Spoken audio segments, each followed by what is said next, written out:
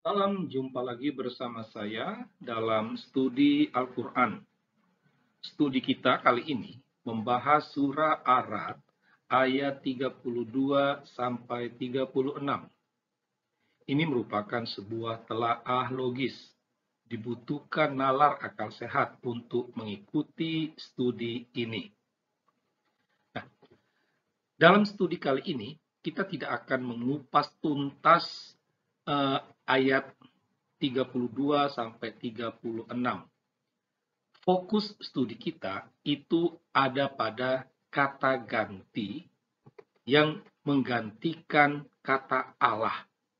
Nah, dalam ayat 32 sampai 36, ya, dalam 5 ayat ini, di sana terdapat 3 kata ganti untuk Allah, yaitu aku, dia, kami. Ya, nah, jadi ingat, Al-Quran itu adalah wahyu Allah. Allah berbicara kepada Muhammad. Sehingga apa yang disampaikan, apa yang tertulis dalam Al-Quran, secara khusus dalam ayat 32 sampai 36 surah Ar-Ra'd, itu merupakan kata-kata Allah sendiri. Nah, jadi dalam 5 ayat ini, Allah menggunakan 3 kata ganti untuk Allah. Aku, dia, dan kami. Ketiga kata ganti ini itu dimaknai sebagai Allah. Ya, maka dalam penulisan di Al-Quran itu huruf awalnya itu menggunakan huruf kapital. Ya, dan itu dimaknai sebagai Allah. Jadi ya, jadi harus dipahami. Aku itu dimaknai Allah, dia dimaknai juga Allah, kami dimaknai juga Allah. Ketiga kata ini diucapkan oleh Allah. Nah, kata aku itu ada dalam ayat 32. Sedangkan kata dia ada dalam ayat 33. Untuk kata kami itu terdapat dalam ayat 36. Ayat 34 dan 35 sama sekali tidak ada kata ganti untuk Allah. Ya. Ayat 34, 35 isinya melanjutkan apa yang dikatakan Allah dalam ayat 33. Nah, jadi sekali lagi dalam ayat 32 sampai 36 Allah menggunakan 3 kata ganti untuk Allah, aku dan dia serta kami. Ya.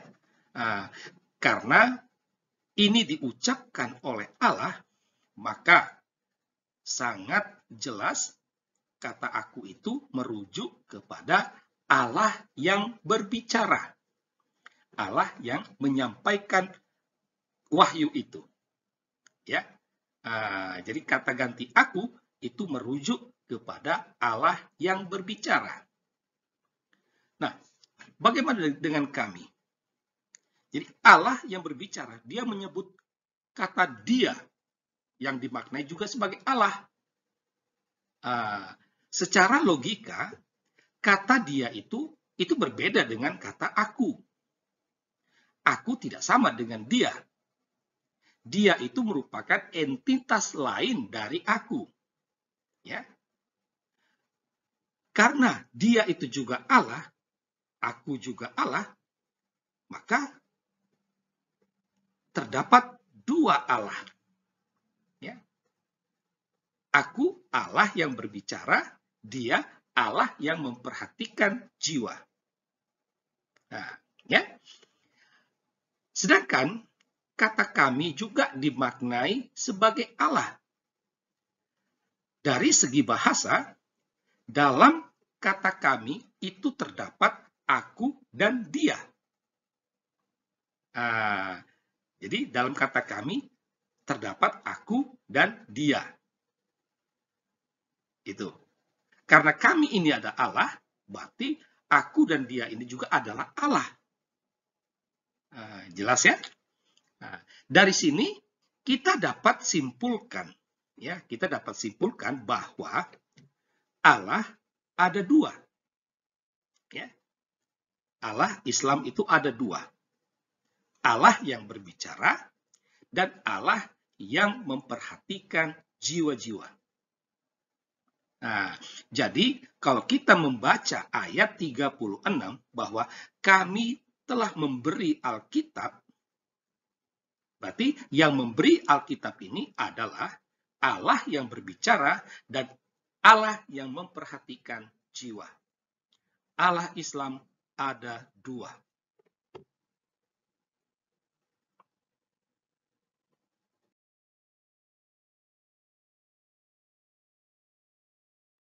Menghadapi tudingan ini, kerap terjadi umat Islam melontarkan pembenaran diri, rasionalisasi. Ya. Mereka mengatakan bahwa ayat 36 di mana terdapat kata dia itu diucapkan oleh Jibril sebagai utusan Allah. Harap diingat, harap dicatat.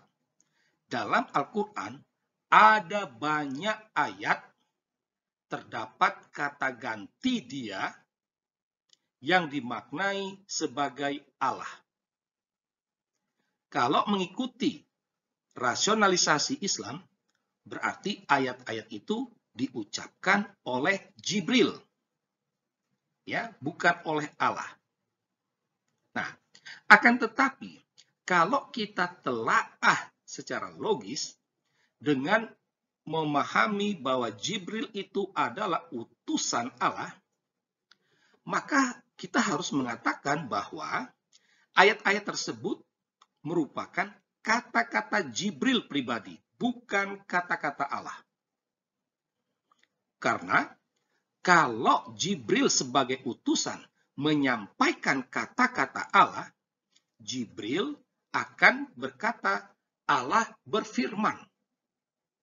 Atau demikianlah firman Allah. Nah, rumusan seperti ini banyak juga kita jumpai dalam Al-Quran. Ya. Dalam Al-Quran itu ada Allah berfirman. Nah, itu bisa masuk akal. Tetapi yang ini tidak. Sehingga kita bisa katakan ayat 33 ya, apakah dia yang mengawasi setiap jiwa atas apa yang diperbuatnya? Ini merupakan murni kata-kata Jibril, bukan kata-kata Allah. Padahal kita tahu Al-Quran adalah wahyu Allah. Apa yang tertulis di dalamnya merupakan kata-kata Allah. Sehingga Al-Quran dikenal juga sebagai kalam Allah, kalimatullah. Karena apa yang tertulis itu merupakan kata-kata Jibril, maka haruslah dikatakan Al-Quran atau setidaknya ayat-ayat yang terdapat kata ganti dia bukanlah merupakan kalam Allah. Dari sini kita dapat memetik kesimpulan. Ya, kesimpulan yang pertama, tampak jelas Al-Quran merupakan kitab yang tidak jelas.